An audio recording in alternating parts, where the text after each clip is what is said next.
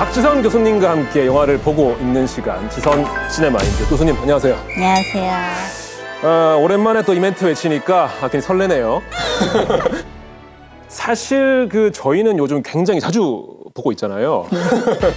다들 아시다시피 이제 방송판 준비 박차를 가하고 있는데, 저희가 예전에 지선 시네마인드 스페셜 편에서 새로 하는 작품이 있으면 연락을 달라라고 했는데, 그리고 혹시나 새로 개봉하는 영화라든지 쪽에서 연락을 주셔도 좋을 것 같아요. 진짜로 연락이 왔습니다. 무려 넷플릭스에서. 일단 어떤 작품인지 교수님께서 소개 간단히 부탁드리겠습니다. 네, 바로 윤종빈 감독이 연출한 수리남이라는 넷플릭스 시리즈인데요. 네. 이 작품은 한 민간인이 마약 대부 때문에 어떤 누명을 쓰고 그 결과로 국정원 비밀 작전에 투입이 되는 그 과정을 그린 이야기입니다. 강인구 씨 도와주러 온 거니까 전요한 목사라고 아시죠? 지금 강인구 씨 이렇게 만든 게 바로 전요한입니다. 저걸 뭐 어떻게 하라는 거예요? 진짜 마약상이 된 것처럼 행동해야 합니다. 수리남은 왜 돌아오셨습니까? 돈 벌러 왔다고.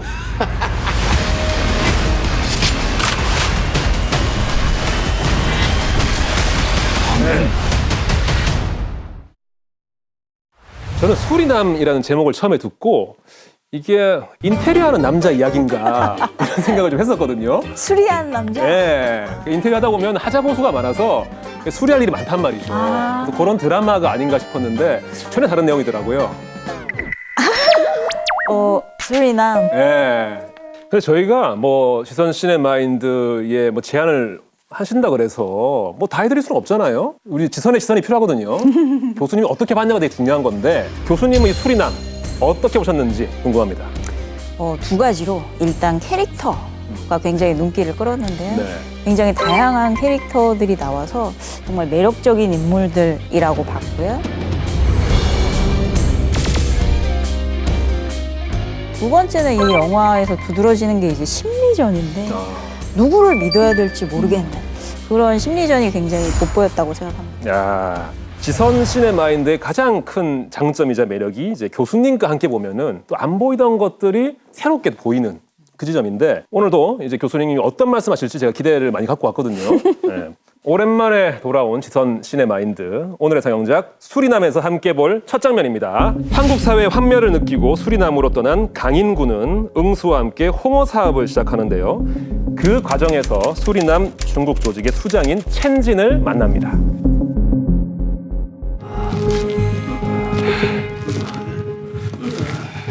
Bring me $5,000 a month. If you don't, I'll kill you. Wait. You businessman? I'm businessman too. Let's make deal. Huh? If we pay 5,000 to you, we are poor, beggar. Then we can pay next month never. So discount the money, please. Deal. No discount. Pay or die. 미안하다. 네 협상도 안 통하고 어찌해야 되노? 야, 네가 협상의 원칙을 모르는구나. 될 때까지 하는 게 협상이야. 교수님은 유학파로서 저 강인구의 영어 실력 어떻게 보셨나요? 근데 영어는 네. 상대방이 알아들으면 잘한 거거든요. 네. 그래서 아주 단순한 표현으로 자신의 의사를 전달하는, 그러니까 저런 능력이 네. 사실 비즈니스에서 굉장히 유리할 수 있죠. 아, 그래요? 쓸데없이 설명이 길지 않고 내가 원하는 바, 상대가 원하는 바를 콕 집어내는. 꽤 괜찮은 영어 실력이라고 봐야 되네요. 아주 생존에 도움이 되는 아, 그래요? 실력이라고. 그리고 특별 출연인 장첸 배우가 이렇게 또 등장을 했잖아요. 인구에게 홍어값을 요구하죠. 근데 그냥 그 서 있는 모습만으로 상당히 좀 위압감이 있잖아요. 그런데 응수는 이렇게 막 상당히 두려워하는데 강인구는 오히려 협상을 제안하고 있어요. 첸진과 강인구의 협상의 기술이 극명하게 차이가 나는 장면인데요. 그 첸진 같은 경우는 pay or die. 그러니까 돈을 낼 거 아니면 넌 죽는다라는 식의 극단적인 제안을 하는 반면에 우리의 강인구 같은 경우에 강인구 같은 경우에는 협상의 원칙을 얘기하죠. 네. 될 때까지 하는 거다. 네가 협상의 원칙을 모르는구나. 될 때까지 하는 게 협상이야. 협상을 잘 못하는 사람들은 종결에 대한 욕구라고 해서 그 상황을 빨리 마무리 짓고자 하는 사람 같은 성격이 그 협상에 굉장히 불리해요. 그러니까 지금 어쨌든 내가 단판을 지어야겠다는 종결 욕구가 높은 사람하고 강인구 같은 경우는 그런 종결 욕구가 낮죠. 그러니까 어떤 의미에서는 인내심이 굉장히 강한 거죠. 그런 성격의 협상이 굉장히 유리해. 사실 지금 강인구의 상황을 생각해 보면 전 재산을 처분하고 와서 지금 여기서 물러설 곳이 없는 사람이거든요. 그렇기 때문에 더 저런 어떤 그 협상 정신이 빛나지 않나 생각합니다. 그럼 강인구의 그 협상의 원칙이 될 때까지 하는 거다. 그러면 교수님은 또 교수님만의 협상의 원칙 뭐 그런 게 있나요? 저는 협상을 안 하는 게 원칙이에요. 협상을 안 한다고요? 네. 협상을 안 하고 내가 원하는 걸 얻을 수 있나요? 나는 협상 같은 건 안 한다는 걸 명확하게 드러내면 오히려 저런 식으로 이렇게 딜하는 사람들은 굉장히 당황해요. 협상 여지를 안 주는 거네요. 그러니까 뭐냐면 누가 더 필요하냐의 문제거든요. 난 이거 없어도 되는데 저쪽이 꼭 내가 필요하면 저쪽이 굽히겠죠. 정말 고수네요. 고수. 그런데 강인구의 아내는 수리남 사업을 반대하기도 했었잖아요. 아내에게 이제 교회를 반드시 나가겠다 라는 약속을 하고 나서 이제 수리남이 올 수 있었는데 첸진과의 협상이 쉽게 풀리지 않고 있는 상황 속에서 인구는 아내에게 보내줄 인증샷을 찍기 위해 교회에 갑니다.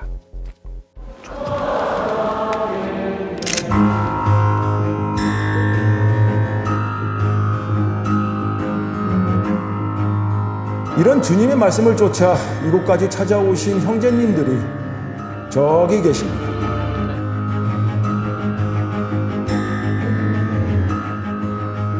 홍어를 가져다가 한국에 납품을 한다.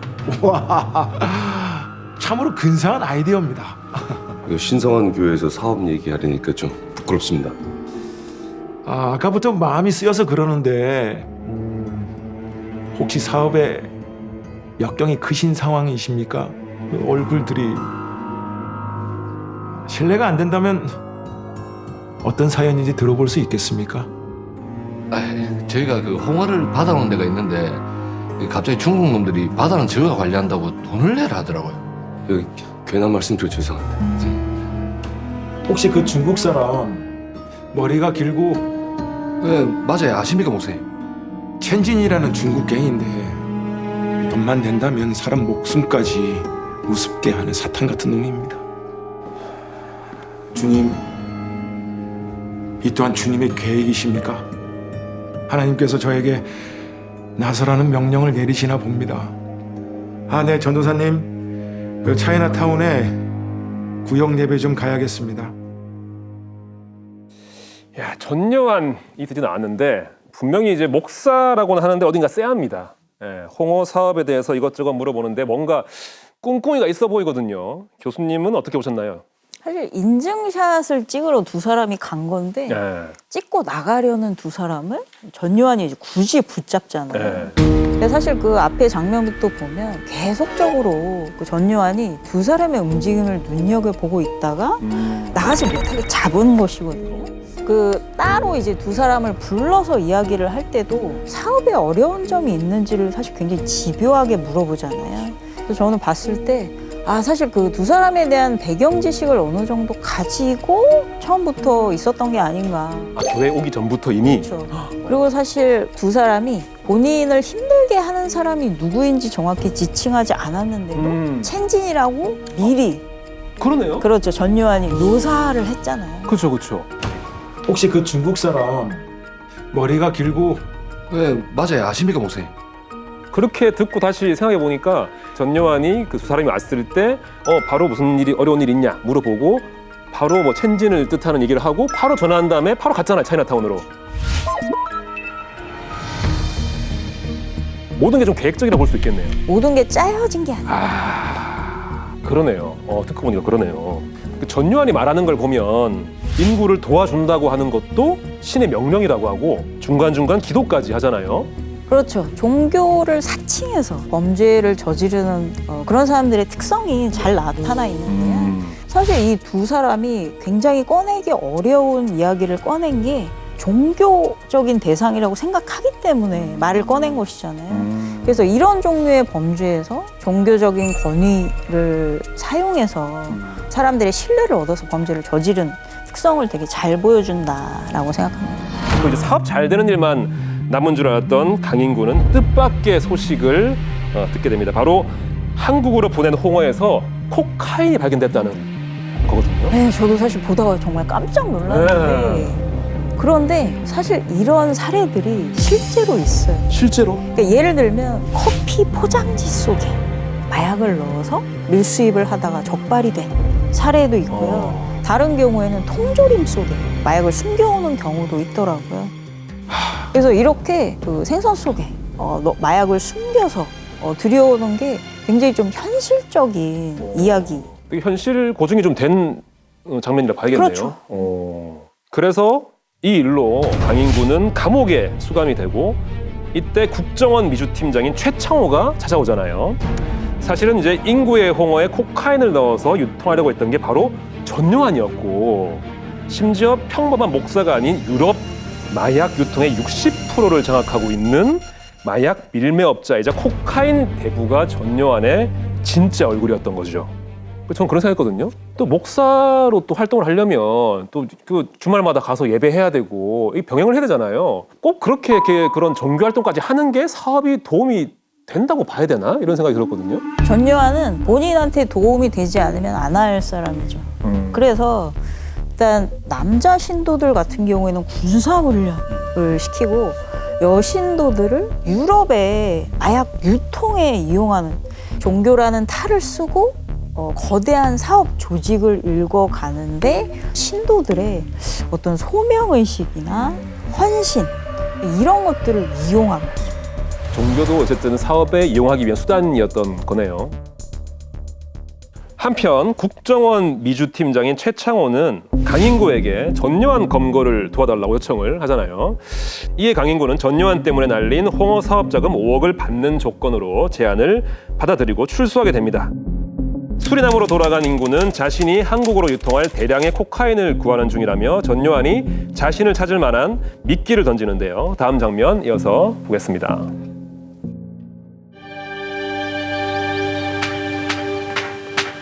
아고고고 형제님 오랜만입니다. 잘 지내셨나요? 형제님 아멘이 무슨 뜻인 줄 아십니까? 고대 히브리어에서 나온 말인데 진실로 그렇게 되기를 바란다는 뜻입니다. 내가 형제님을 꼭 다시 한번 뵙고 싶다고 간절히 기도를 드렸더니 하나님이 이에 응해 주신 겁니다. 아멘. 아멘. 강인구 형제님, 한 가지만 물어보겠습니다. 만약 진실을 말하지 않는다면 하나님의 천벌이 형제님을 죽음의 늪으로 이끌 겁니다. 수리나면 왜 돌아오셨습니까? 왜긴 왜요? 돈 벌러 왔지. 한 번만 더 물어보겠습니다. 진짜 이유를 얘기해 주세요. 글쎄. 여긴 왜 돌아왔냐고 이야.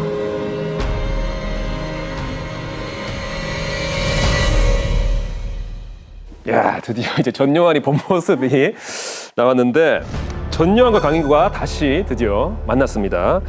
두 사람의 재회, 교수님 어떻게 보셨나요? 사실 우리가 범죄자들 이야기할 때 공감 능력이 낮다 뭐 이런 얘기를 하잖아요. 그렇죠. 근데 사실 오히려 범죄자들이 공감 능력이 굉장히 높다라는 반론도 사실 있어요. 그래요? 근데 사실 이 장면에서 잘 드러난다라고 생각을 하는데 그러니까 범죄를 저지르려면 상대방한테 사기를 치려면 상대방이 지금 어떻게 생각하고 어떤 걸 느끼는지에 대해서 본인이 잘 알아야 사기를 칠 수 있잖아요. 근데 이 장면에서 처음에 전요한이 그 존댓말을 쓰다가 강인구가 더 이상 전요한을 신뢰하지 않는 그런 어떤 반말, 태도 이런 걸 보이니까 이제 전요한이 갑자기 욕설과 함께 반말을 하잖아요. 한 번만 더 물어보겠습니다. 진짜 이유를 얘기해 주세요. 글쎄. 여긴 왜 돌아왔냐고 야. 그러니까 더 이상 강인구에게는 나의 어떤 가면이 통하지 않는다라는 걸 간파를 한 거죠.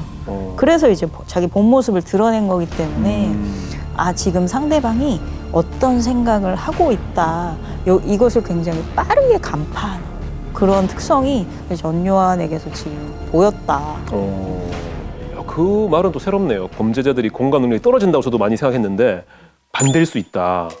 아무래도 사기를 친다는 게 이제 상대방의 마음을 얻는 것이잖아요. 그러면 더더욱 어떤 그 사람의 입장에서 생각하는 능력이 필요하지 않을까 싶어요. 야, 그게 또 공감 능력이라고 하는 게 맞나 싶기도 하고요.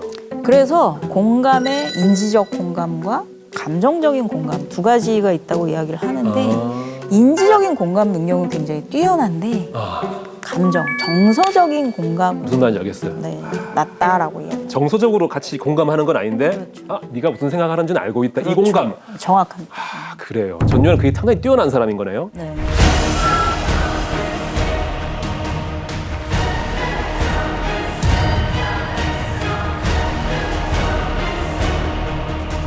자, 이쯤에서 제가 또 그 지선 시네마인드 전편에서 그 쏠쏠한 추리로 나름 활약을 좀 했거든요. 아, 기억 안 나세요? 그 신세계 편의 사투리 분석, 아, 버닝의 고양이 분석. 상당히 화제가 됐었거든요, 그때. 엄청난 화제가 엄청났잖아요, 그렇죠? 그래서 저도 어제 이게 수리남을 여러 차례 보면서 어떤 분석을 해야 될까 고민하다가 준비한 게 있습니다. 이번에는 노래 분석. 혹시 뭐 좀 예상 가는 게 있나요? 노래 분석은 새로운 영역인데. 그러죠. 네. 예, 제가 또 리스너로서 한번 분석해봤는데 수리남에서 이 전요한과 강인구의 관계를 상징하는 혹은 암시하는 노래가 나온다는 거 알고 계십니까? 전혀 몰랐어요. 전혀요? 제가 좀 알려드릴게요. 바로 이 노래입니다. 이 세상 어디가 숲인지 어디가 늪인지 이 노래 기억하세요? 뭐 기억이 안 날 수가 없게 재현을 하셔서 나네요. 바로 조용필의 꿈. 이 노래가 수리남에서 딱 2차례 아주 중요한 장면에 나오거든요. 제가 또 국어 국문학과 출신이잖아요. 네. 예, 그래서 가사를 자세히 들여다봤더니 지금 나오죠. 상당히 상징적인 단어들이 나옵니다. 한번 읽어볼까요? 머나먼 길을 찾아 여기에, 꿈을 찾아 여기에, 괴롭고다 험한 이 길을 왔는데 뭐가 떠오르시나요? 마치 강인구의 삶의 여정. 강인구만 해당되는 게 아닙니다. 전요한 역시 본인의 꿈을 찾아서 왔잖아요. 아, 여기까지. 그렇죠. 두 사람 해당되는 내용이에요. 아, 네. 그리고 이 부분이 하이라이트인데 실제로 이 수리남에서도 이제 전요한이 그 후반부에 그 차 타고 가면서 이게 하이라이트 하면서 전도사 볼륨 높이 하잖아요. 아, 그랬어요? 다시 보세요. 이게 하이라이트 하면서 전도사 볼륨 높이 하잖아요. 이 세상 어디가 숲인지 어디가 늪인지 그 이제 하이라이트가 이 세상 어디가 숲인지 어디가 늪인지 그 누구도 말을 안 내.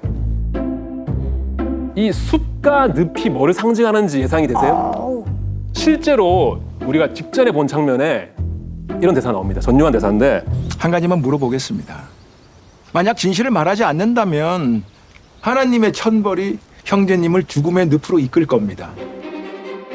만약 진실을 말하지 않는다면 천벌이 형제님을 죽음의 늪으로 이끌 겁니다. 늪 또 나왔어요. 은유. 은유죠. 그러니까 네가 거짓을 말하면은 죽음의 늪으로 빠질 것이다. 진실을 말해야 숲으로 가서 살 수 있다. 이 얘기인 거예요. 하지만 이건 전요한의 입장이잖아요. 그렇죠. 강인구는 반대예요. 내가 거짓을 말해야 살 수 있고 진실을 말하면 죽는 거죠. 숲과 늪의 의미가 저 두 사람한테 교차돼서 그렇죠. 나타난다. 그렇죠. 이제까지 어떤 네. 사투리와 고양이 분석을 뛰어넘는. 제가 이렇게 또 두 사람의 어떤 관계성을 이제 가사를 통해 분석했는데 교수님은 이 두 사람의 관계 어떻게 분석하셨는지? 두 사람이 대립하는 장면이 이제 몇 번 나오는데 그 중에 좀 상징적인 대사가 네. 있었어요. 두 사람의 특성을 잘 보여주는. 그러니까 강인구가 남의 사업 박살낸 거는 마음이 안 쓰이냐라고 했더니 거기에 대한 전요한의 대답이 뭐냐면 그거는 나도 피해를 봤다. 아 맞아. 남의 홍어사 박살 내놓고 그런 건 마음에 안 쓰여요? 그건 나도 피해봤잖아. 굉장히 전형적인 범죄자다운 답변인데 네. 범죄자들, 특히 자기중심적인 범죄자들 같은 경우에 내가 상대방한테 준 피해를 신경 쓰는 게 아니고 그 사건이 나한테 미친 영향에만 신경을 써요. 그런 식의 자기중심적인 특성 때문에 사실은 피해자들의 어떤 아픔이나 고통에 신경 쓰지 않고 사실 사기를 칠 수 있는 거거든요. 저도 이 대사가 되게 좀 인상적이었는데 딱 떠오른 그 실제 사건이 있었어요. 삼풍백화점 붕괴 사고 때 그 회장이 그랬잖아요. 그 취재 기자한테 본인도 피해 봤지만 나도 재산 피해 봤다. 그렇죠. 나도 피해를 봤다. 이게 한 게 너무 충격적인 거예요. 네, 오늘 오후 6시쯤 서울 서초동에 있는 삼풍백화점 5층 건물 가운데 부분 50여 미터가 완전히 무너져 내렸습니다. 무너진다는 것은 다시 말해서 손님들에게 피해도 하지만 우리 회사의 재산도 망가지는 거예요.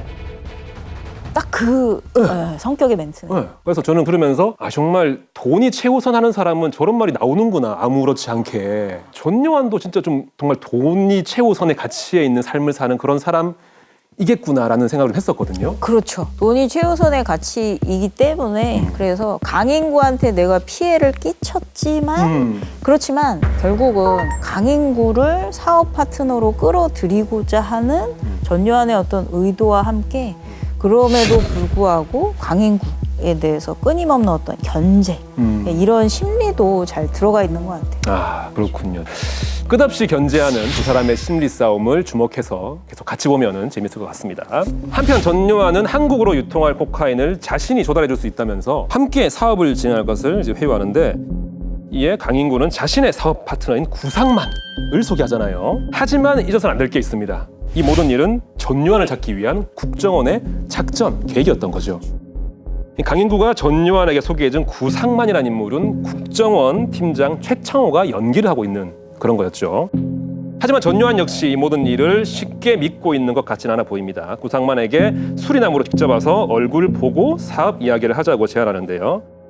수리남에서 만나기로 약속하며 구상만과의 통화를 마친 강인구와 전요한은 사업 수익 부회분율을 놓고 대립합니다.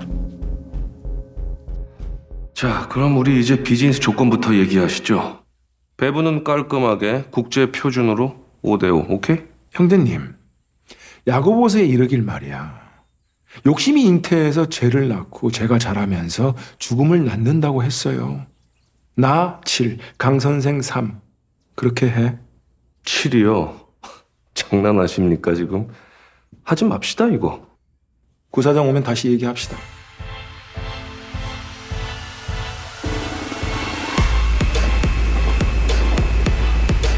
국제무역하는 구상만입니다. 사장님, 몇 가지만 물어볼게요. 여기 수리남에 오신 적 있나요? 네, 맞습니다. 2년 전에 왔었어요. 코카인 구하러. 코카인을 구한다는 사람이 미국 대사관을 간다. 데이비드, 저 새끼들 출국 금지시키고 확인해봐. 미국 대사관 직원 명단은 개타기가 쉽지 않을 텐데요.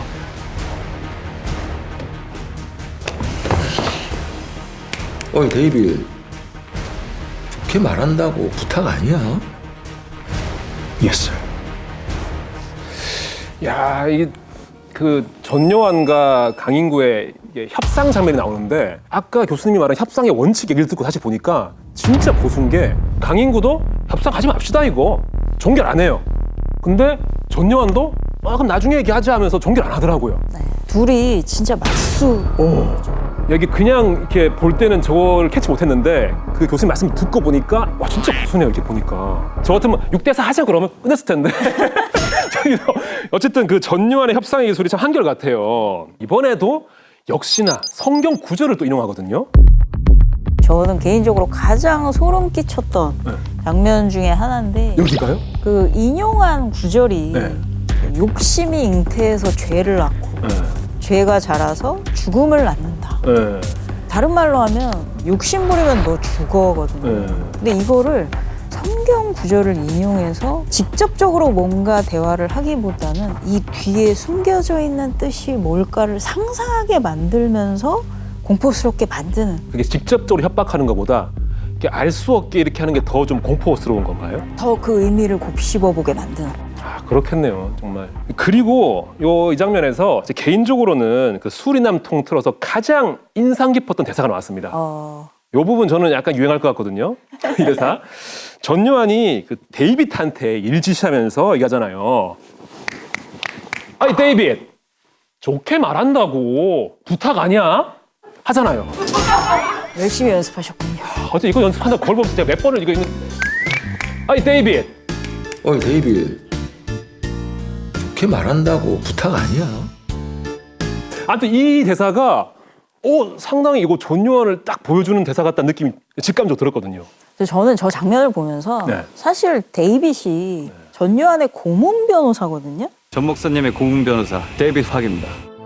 고문 변호사의 어떤 위치는 뭐냐면 그야말로 조언을 하는 입장이에요. 그래서 함부로 대할 수 없는 대상이거든요. 아, 그래요? 그렇죠. 그러니까 이제 고문 변호사라는 표현을 쓰는 건데, 그런데 이제 저 장면에서 보면 전요한이 고문 변호사한테 하는 태도라고는 전혀 생각할 수가 없고 결국은 자기 부하 중에 하나일 뿐인 사람인 거죠. 이 장면이 그 고문 변호사한테 했기에 더 그렇게 느낄 수 있는 거네요. 그렇죠. 일반적인 고문 변호사한테서는 할 수 없는 행동이죠. 그렇군요. 결국 전요한은 구상만과의 사업을 진행하기로 하는데요. 강인구와 전요한은 서로에 대한 견제 태세를 늦추지 않은 채로 한국에 코카인을 유통시킬 새로운 사업 준비를 이어나갑니다. 그러던 중 전요한은 내부에 의심스러운 사람이 있다는 것을 알게 되는데요. 과연 그 사람은 누구일지 다음 장면 이어서 보겠습니다.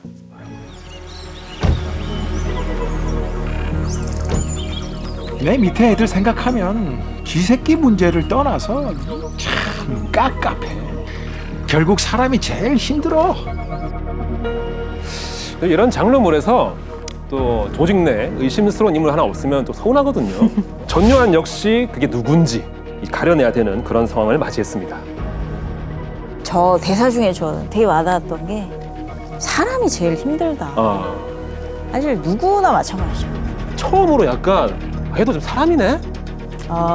얘도 그전까지는 되게 다른 사람 같잖아요. 나 만날 일 없는 그런 사람 같은데 그래 사람이 제일 힘들지 되게 좀 공감되는 말을 좀 던졌다고 저는 좀 느꼈어요. 여기서 처음으로. 그렇게 생각하실 수도 있는데 전요한이라는 인물은 아무도 믿지 않고 믿을 수 없는 사람이거든요. 그렇기 때문에 제 생각에는 강인구에게는 저런 인간적인 면을 보여주면서 접근하는 게 전략적으로 유리하다라고 판단을 한 것 같아요. 저것 또한 전략일 수 있다? 그렇죠.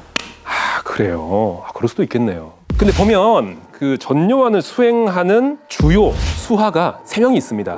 데이빗, 변기태, 그리고 이상준 이렇게 있는데 제가 간단히 캐릭터 소개를 해드리면 데이빗 박, 전요한의 고문 변호사죠. 주로 돈과 서류 관련된 작업을 하는 것 같고 변기태, 전도사라고 불리는데 실상은 거의 전요한의 오른팔이자 온갖 위험한 일을 도맡아 하는 인물이죠. 그리고 마지막 이상준, 이 사람 상당히 좀 미스터리한 인물이에요. 전요한을 충실히 신봉하는 수하인데 약간 좀 미스터리한 느낌도 있고 그래요. 교수님은 각 캐릭터들 어떻게 보셨는지 궁금하네요. 그러니까 사실 수리남의 매력은 저런 캐릭터들 각각이 이제 살아있다는 건데 이 세 사람의 어떤 서로 다른 특성을 굉장히 잘 보여주는 장면이 있는데 강인구가 첸진을 만나러 온 걸 보고 이 수하들이 그 장면을 덮치는 장면이 있어요. 첸진과 전요한의 수하들이 대치하는 상황에서 세 인물이 보이는 반응과 대사가 다르거든요. 데이빗 같은 경우에는 총을 내려라. 우리 여기 전쟁하러 온 거 아니잖아. Hey, hey, come on. Put down your gun. Relax. 우리 전쟁하러 온 거 아니잖아. 응? 이런 식의 이제 표현을 쓰면서 어떤 폭력적인 방식보다는 대화나 협상으로 문제 상황을 해결하려고 하는 특성이 보이기 때문에 저는 오히려 정말 급박한 어떤 대치 상황에서는 데이빗은 굉장히 비겁한 모습을 보일 수도 있지 않을까 생각이 들었어요. 교수님의 개인적인 예상인 거죠? 그렇죠. 개인적으로. 작품 스토리 관계없이 그렇죠. 인물만 봤을 때. 네. 저는 이제 데이빗이 좀 튀잖아요. 다른 그 조직원들에 비해서. 또 영어를 굉장히 많이 아, 그렇죠. 에이맨. 쓰는. 다들 아멘 할 때 에이맨. 아멘. 아멘. 아멘.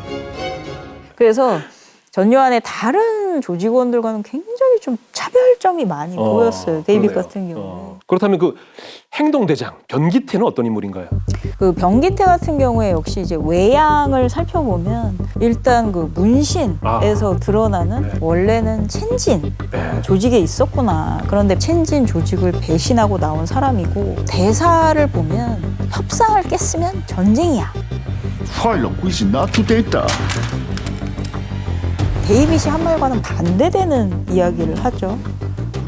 전쟁하러 온 거 아니잖아. 파일럿 quiz not to data. 그 대사를 통해서 변기태 같은 경우에는 뭔가 저런 상황에서 먼저 폭력을 쓰려고 하거나 총, 주먹 이런 거를 먼저 쓰려고 하는 사람이고 그야말로 이제 행동대장인 거죠. 데이빗과 변기태 상당히 상반된 느낌이 좀 있네요. 그렇죠. 듣고 보니까. 네. 그리고 보면 첸진과의 갈등이 아직 해소되지 않은 걸로 보여요. 네. 너랑 나랑 풀어야 할 문제도 있는데 뭐 한판 벌려볼까? 이런 식의 대사를 하거든요. 저런 식으로 조직을 배신한 사람이 다른 조직에 들어와 있다면 첸진과 전요한은 비즈니스 관계지만 되게 감정적인 촉발 요인이 될 수 있거든요. 그럼 불씨가 될 수 있는 인물이 변기태다. 이상준은 어떤 사람일까요? 이상준이라는 인물이 사실 거의 모든 에피소드에서 굉장히 신경이 쓰였는데 사용하는 용어 자체가 굉장히 좀 특이하죠. 소명, 뭐 받드세요, 뭐 이런 식의 표현을 많이 쓰고. 아저씨, 사이비 개소리도 정도껏 해야지. 목사님 소명을 받드세요. 사실 그 대치 상황에서도 뒤에 있다가 갑자기 그 사이비란 단어를 듣고 앞으로 나와서는 강인구한테 굉장히 위압적인 태도로 말을 하는 그런 장면을 볼 수가 있거든요. 그래서 긴급한 상황에서는 전요한을 지키기 위해서는 정말 뭐든지 할 수 있을 것 같은 그런 인물로 보였어요. 듣고 보니까 다 이제 딱 캐릭터들이 어떤 인물인지 딱 떠오르는데 캐릭터 분석은 실제 작품 내에서 이 인물들이 이 이후에 그렇게 행동을 한다가 아니라 그렇죠. 저의 어떤 개인적인 그쵸. 캐릭터에 대한 해석. 예. 그래서 뭐 보시는 분들도 교수님이 분석한 내용을 참고를 해서 실제로 수리남에서는 이 인물들이 어떻게 뭐 행동을 하고 어떻게 나가는지를 보시면 또 재밌을 것 같아요. 이 작품을 보면 뭐 데이빗, 변기태, 이상준 외에도 전요한 수하들이 상당히 많습니다. 저는 좀 기억나는 게 그 덩치 큰 나이지리아 저도. 출신의 그 보디가드 상당히 인상적이었어요. 그 사람도. 그리고 그 전요한의 집이라고 해야 되나요? 그 공간 내에 정말 수많은 그 수하들이 있잖아요.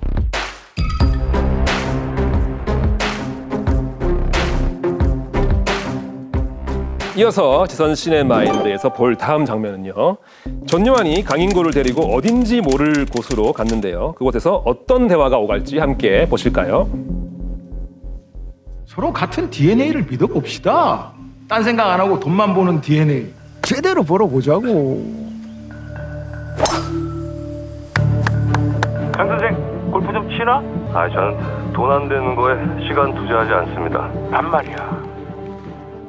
강 선생처럼 지독하게 현실적인 사람들이 참 좋아. 대부분 사람들은 실제하지 않는 걸 믿으려고 하거든. 그래서 사람들이 마약에 환장하는 거라고. 약을 하다 보면 보이지 않던 게 순간적으로 보이는데 그걸 못 잊거든. 이 장면에서 또 의미심장한 대사가 또 하나 있거든요. 사람들은 실제하지 않는 걸 믿으려 한다. 이 대사 나올 때 그 교수님이 살짝 이렇게 하시더라고요. 그렇죠. 대부분 사람들은 실제하지 않는 걸 믿으려고 하거든. 저는 저 대사가 사기의 본질을 꿰뚫는 대사라고 생각을 했거든요. 그래요? 사람들이 사기 피해자에 대해서 갖는 의문이 실제하지도 않는 걸 왜 믿냐. 그런데 실제하지 않으니까 본인이 그걸 믿으려고 하는 거예요. 믿으려는 마음을 불러일으키는 게 사기의 기술이라는 거죠. 네. 그거를 이제 전요한은 굉장히 잘 알고 있고 그런 사기의 본질을 꿰뚫는 대사가 바로 사람들은 실제하지 않는 걸 믿으려고 한다. 거죠. 그 대사에 사기의 본질이 들어가 있다. 그래서 저도 사기의 본질을 뼛속까지 아는 전요한과 또 또 협상의 고수인 강인구, 이 두 사람 간의 끊임없는 어떤 대결 구도가 이 작품이 끝날 때까지 어떻게 펼쳐질지에 여러분들이 관심을 가지고 지켜봐 주시면 좋겠습니다. 거의 끝날 때까지 끝이 안 나더라고요. 그 대결이. 그렇죠. 정말 거의 끝에 가서 끝이 나더라고요. 와. 자, 이렇게 해서 오늘 교수님과 오늘 수리남을 함께 봤는데 과연 강인구는 끝까지 국정원 편에서 전요한의 검거를 도울지, 전요한은 자신을 속이고 있는 강인구의 정체를 알아낼 수 있을지는 넷플릭스에 전편이 공개돼 있으니까 직접 확인해 보시면 좋을 것 같고요. 자, 그럼 마지막으로 많은 분들이 기대하고 기다렸을 그 시간이죠. 수리남을 본 지선의 시선은 뭘까요? 이 두 사람의 어떤 삶의 여정을 보면 어떻게 보면 한국 사회를 살아가는 양극단의 모습을 보여준다라고도 이제 생각을 했던 게 전요한과 강인구가 대립하는 장면에서 그 전요한이 강인구의 이제 목을 잡으면서 마귀가 들렸네. 마귀가 들렸어. 마귀가 들렸다라고 이제 위협을 하니까 강인구가 돈 없는 거지로 사느니 죽는 게 낫다 라면서 전요한한테 일침을 던지는 장면이 있거든요. 나 거랑 빌고 사느니 차라리 죽는 게 나은 거 아니야? 에? 지금 나 죽이고 여기 굶다가 같이 뒤지자. 결국은 두 사람의 어떤 바닥이자 공통점을 드러낸 대사라고도 볼 수 있는데 결국 강인구가 파악한 전요한이 가장 두려워하는 건 뭐냐? 돈 없이 사는 거예요. 그리고 돈 없이 사는 것에 대한 두려움은 사실 강인구도 마찬가지로 갖고 있는 거죠. 그래서 저 두 사람이 사실 영혼의 쌍둥이라고도 볼 수 있고, 그런데 사실 강인구 같은 경우도 전요한처럼 굉장히 열악한, 불행한, 불우한 어린 시절을 겪었지만 정말 최선을 다해서 가족을 위해서 열심히 살아온 사람인 반면에 전요한 같은 경우는 온갖 편법과 범죄 이런 것들을 저지르면서 결국은 다른 사람에게 해를 계속적으로 입히면서 살아온 사람이죠. 그래서 그래도 지킬 것을 지키는 강인구와 온갖 부정과 악행을 저지르는 전요한. 그래서 항상 선과 악 사이에서 많은 고민과 갈등을 하는 사람의 모습을 잘 보여준다고 생각합니다. 그러면 이제 이 수리남의 결말이 이 영혼의 쌍둥이로 끝나느냐, 아니면 영혼은 쌍둥이지만 행동은 또 다른 두 사람의 결말로 끝나느냐, 그렇게 좀 볼 수도 있겠네요. 그렇죠. 이렇게 오늘 교수님과 함께 넷플릭스 시리즈 수리남을 함께 분석해보면서 봤는데, 사실 방송판에서는 이 자리에 또 다른 분이 앉아 계실 거잖아요. 그렇죠. 장든 MC님이 계시죠. 너무 좋아하시는 거 아니에요? 그래서 가장 중요한 지선 시네마인드 언제 돌아오나요? 9월 30일 금요일 밤 11시 20분에 첫 방송 예정입니다. 네. 얼마 안 남았습니다. 네, 얼마 안 남았고요. 첫 상영작 어떤 작품인지 꼭 보러 와주시기를 바라겠습니다. 오늘 여기까지입니다. 감사합니다, 교수님. 감사합니다.